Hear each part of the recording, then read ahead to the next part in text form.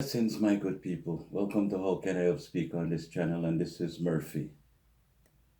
Today, I want to talk about Nancy Pelosi, and I think his name is Wolf Blitzer or something like that. Anyway, I find this interview yesterday, or this talk, or this debate that was going on CNN, I find it to be hilarious. I love the way Nancy Pelosi put him in his place. No, I never expected to be somebody like him because there's other people on CNN who deserve to get their ass handed to them because they're a bunch of hypocrites. And you know, the funny thing is, I hear Donald Trump say it all the time that CNN is fake news. And some of these news media, I always laugh at it and said, this man don't know what he's saying. And most of the time it's because they're bringing up the truth and they're fact checking him while he feel the way he feels. But since all this rioting and stuff that's been going on and some of these negotiating that's been going on between Democrat and Republican, sometimes it seems like the CNN reporters and the CNN headliners and all these people, it seems like they're taking sides. So I'm gonna play this video and let Nancy Pelosi say what she have to say, and you will hear what's going on and how she handed it to Wolf yesterday. I'm telling you, I love it. Back with you in a bit. When the lion roars, oh, jungle trembles. I know, jungle trembles. Yeah, everyone is gonna. Thank you very much, Wolf, and I hope you'll ask the same question of the Republicans about why they don't really want to meet the needs of the American people. But let me say to those people, because all of my colleagues, we represent these people. I have for over 30 years represented my constituents. I know what their needs are. I listen to them, and their needs are not addressed in the president's proposal.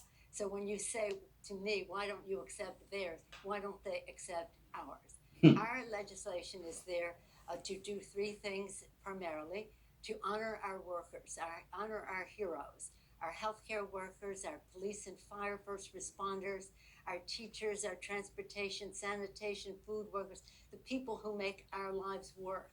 We couldn't be doing what we're doing without them. Many of them have risked their lives so that and to save lives, and now they will lose their jobs because Mr. McConnell says let the states go bankrupt. Excuse me for let interrupting. The states go bankrupt. Madam Speaker, but they really need the money right now, and even members of I understand your own, that, but but even if members you of ask your me own a caucus, question, even members of your own caucus, Madam Speaker, want to accept this deal. $1.8 trillion. Congressman Ro Khanna, for example. Well, let me just quote Ro Khanna, a man you know well. I assume you admire him. He's a Democrat.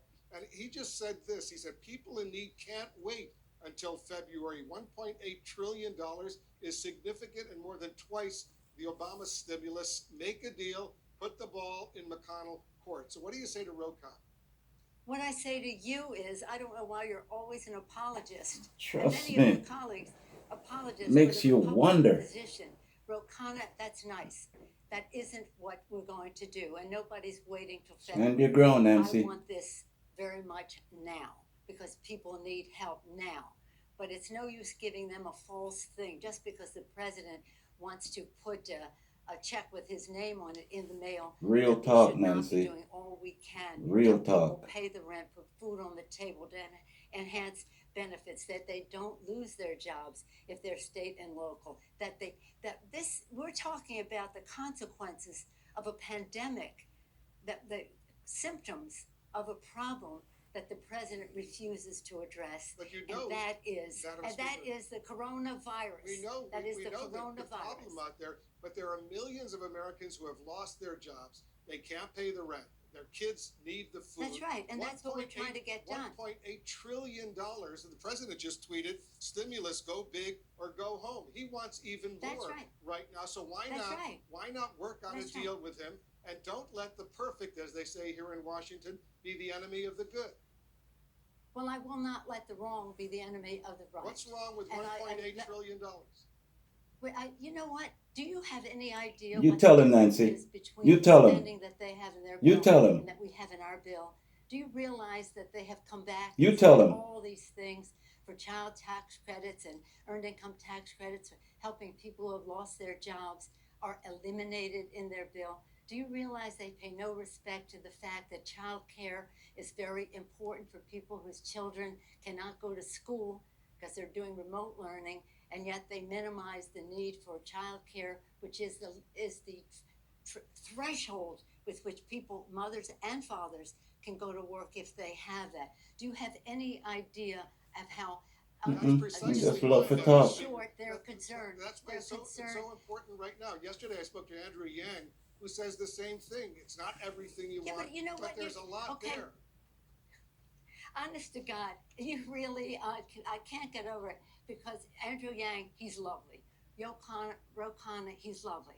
They are not negotiating this situation. You do your job, woman. They have no idea of the particulars. They have no idea of what the language is here. I didn't come over here to have, so you're the apologist for the Obama, excuse me. God forbid. Madam Speaker, I'm not an apologist. I'm asking you serious questions because so many people are in desperate need right now. Let me ask you this. Okay. When was the last time? Let me respond to you. Let me ask you, when was the last time, Madam Speaker, when was the last time you spoke with the president about this? I don't speak to the president. Good. His representative. Call him for us so I can call her. Let's work out a deal. It's not going to be everything you want. When the Democrat them give in, people have things to say. When they stand up, when they still have things to say. Fuck them, no please, no. What makes me amused, if it weren't so sad, is how you all think that you know more about the suffering of the American people. Exactly, I'm going to do it then. Who are elected by them to represent them at that table. It is unfortunate that we do not have shared values with this White House, and that they have in their bill. Why don't you talk about in their bill tax break for the wealthiest families in the country, while they cut out the earned income tax credit for the poorest families in our country and the poorest children in our country? That we have to fight with them to get them to address the coronavirus crisis, because they have said it was a hoax, it was magical, it was a miracle, it was going to cure it. It hasn't. And that's why we find ourselves in this situation. I feel very confident about the knowledge that I bring to this, but more importantly, the knowledge that our chairs of jurisdiction, science-based, academically documented, institutionally suggested in terms of what the cost would be to do it, and to do it that way.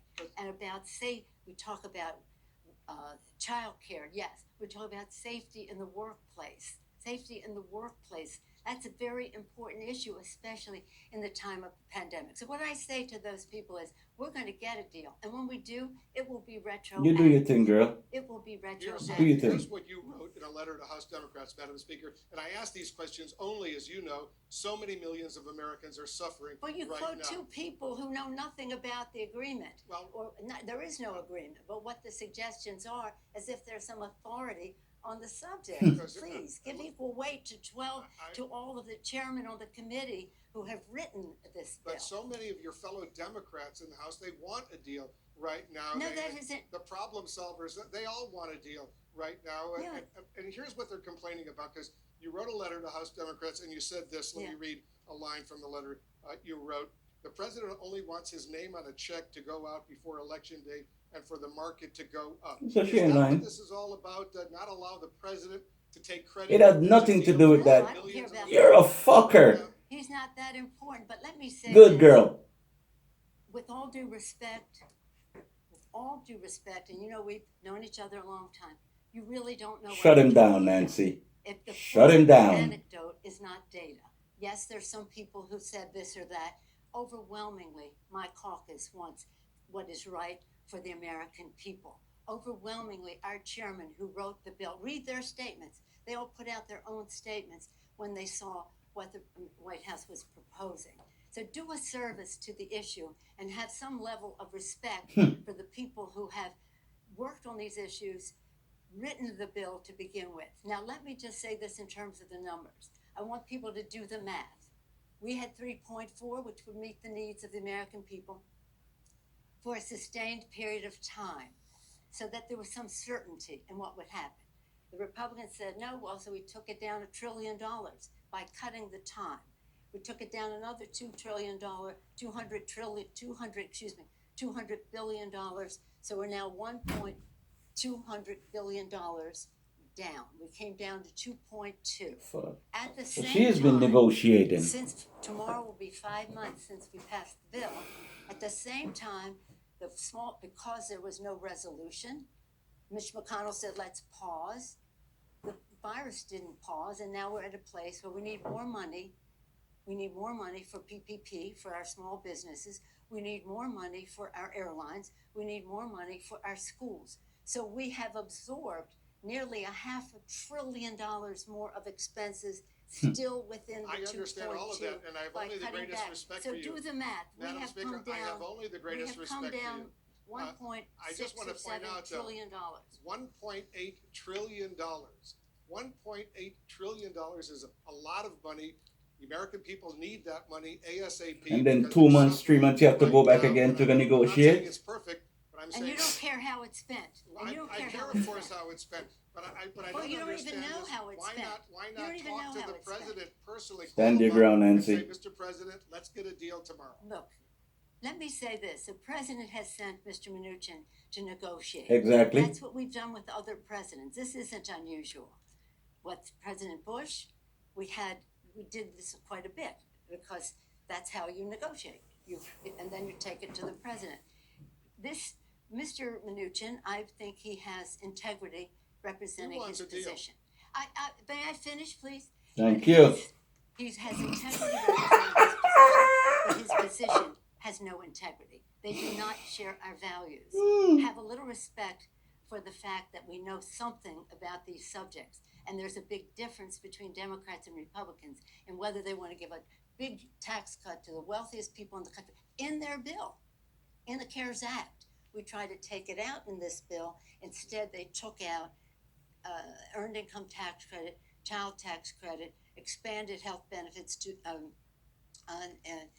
UI benefits to the extent that it was agreed to before. Right. So this is, I have every confidence in what and the arguments that we make because it's based on science and documentation.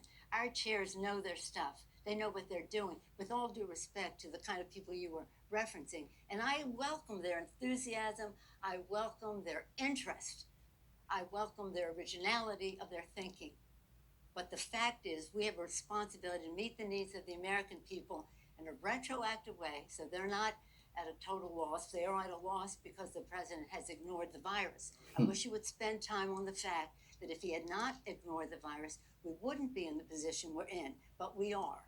And let me say about that also, I hope that I'm pleased that these pharmaceutical companies are taking the responsible position to halt and hopefully then resume. Because we want the public to have confidence in whatever therapies or whatever vaccines come along, that they will take them. Right. And to people who say, well, I don't trust Trump on that, if we trust the Food and Drug Administration for what they are doing, the scientists there have been working 24/7 for months and months and months, excellent science. The science should call the shot, and when they we should all trust it. And let's hope they get more treatments. Let's hope they get a vaccine. And Madam Speaker, yes. I certainly respect you, but I also respect Ro Khanna. I respect Andrew Yang. I respect members of the Democrats who are members of the problem solvers. They want a deal because so many people right now well, are suffering. Well, the problem solvers, by the way, don't have any earned income tax credit or child tax credit in their proposal either. But let's not go into that. Yeah, you evidently do not respect the chairman of the committees who wrote these bills. I respect and all of you. And I wish you would respect the knowledge that goes into getting meeting the needs of the American people. But again, you've been on JAG defending the administration all this time with no knowledge of the difference between our two bills. And I thank you for giving me the opportunity to say that to you in person. All right, Madam Speaker, virtually. these are incredibly difficult times right now, and we'll leave it on that note. Thank you so much for joining we'll us. leave it on the vote that you are not right on this bill. I hate to say that to you, but I feel confident about it, and I feel confident about my You let him know, Nancy. In my chair. You ain't getting away It's with not about shit. It's about millions of Americans who can't put food on the table, who can't pay the rent. And we represent them. And we represent them. And we represent these them. long food And we lines. represent them. I know we you know are. them. I'm just we saying. represent them and we know them. As we We say. know them. We represent them. Don't Wow. be the enemy of the good, as they say. It is here in nowhere Washington. near perfect.